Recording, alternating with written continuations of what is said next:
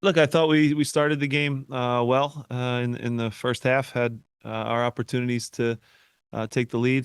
They scored against the run of play, which can happen. I thought our response was good to get it to 2-1. And then the second half was really poor. We didn't have intensity. We thought maybe the game was already won, and we paid for it. So, um, 47 teams entered, and we finished fourth. So not good enough. Not what we wanted, but have to regroup quickly now and get ready for Columbus.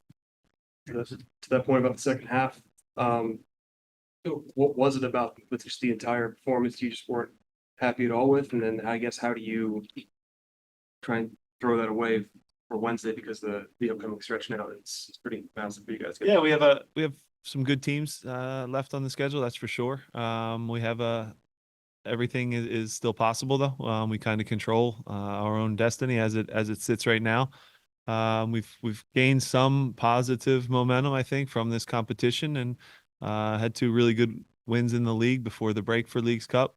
So while this is a painful one to lose in PKs, you have to take the good performances and the decent results that we've gotten recently and try and build on them because it doesn't get easier, right? Columbus comes in Wednesday. Obviously, they'll play right now.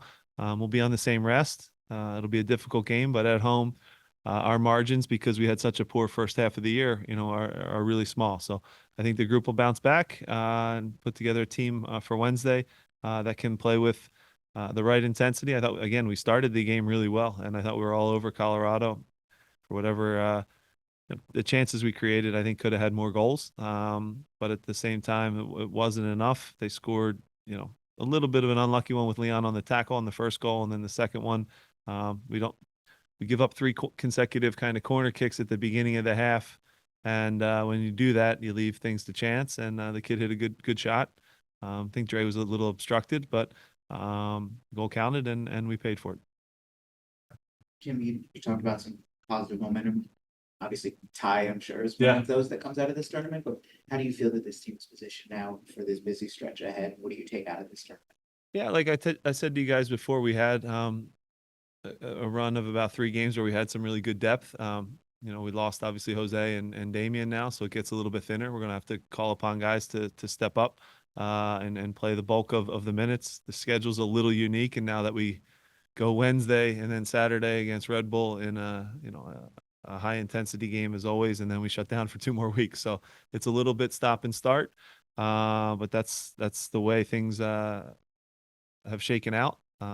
Again, starts with Columbus and having a really good performance against a really strong team, one we just saw. Hopefully they're a little hungover or whatever word you want to use, and we can jump on them at home.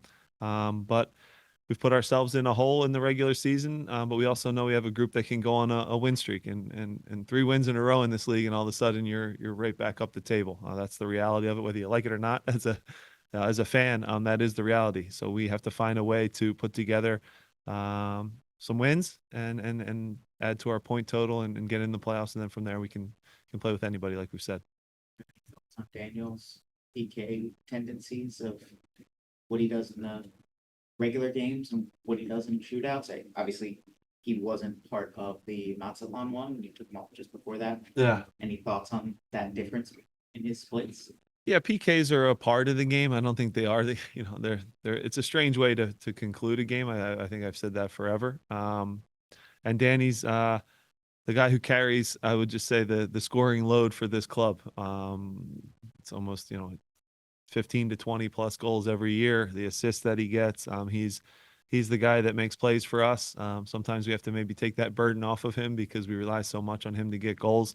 Obviously, great at penalty kicks, and in recent shootouts has had some tough moments. But again, I don't judge guys just by PKs. He brings so much to the club. He's such an important player, and yeah, a little unlucky to not score today. And Stefan made some good saves. Let's be honest, he made some really good saves, and he's good at PKs. I do know that.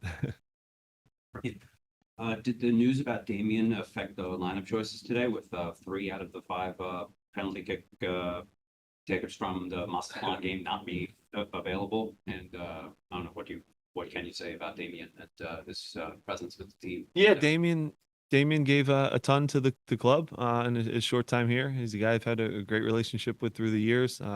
you know, his contract was coming to an end. There's two things that can happen. We could secure him here, and he wound up getting I'll just say a much better offer from Saudi Arabia, and he'll go there and do well.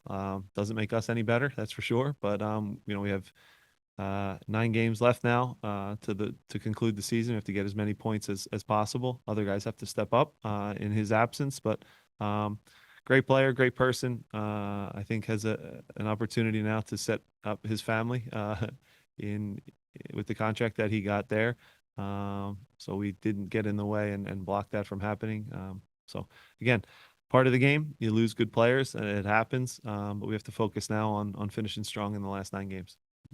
Okay, we're gonna go on to Zoom with the last question for the press conference today. Go ahead, Matt Pollard.